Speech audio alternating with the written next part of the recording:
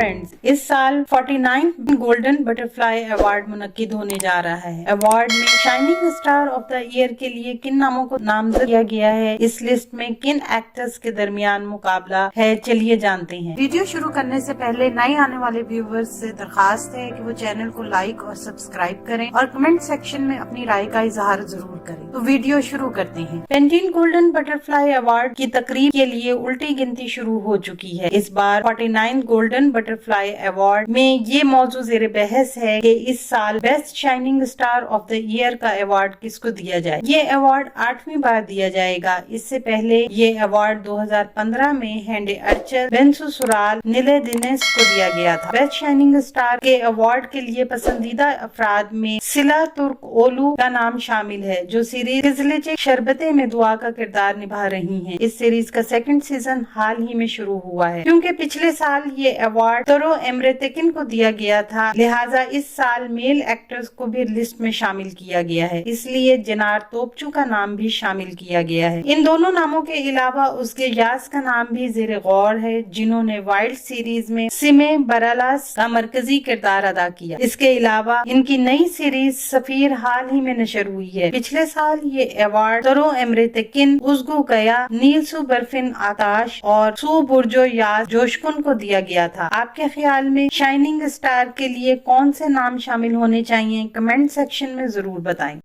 आने वाले दिनों में अपने पसंदीदा ड्रामों की मजीद मालूमात के लिए हमारे चैनल को लाइक करें, शेयर करें और सब्सक्राइब करना ना भूलें। शुक्रिया।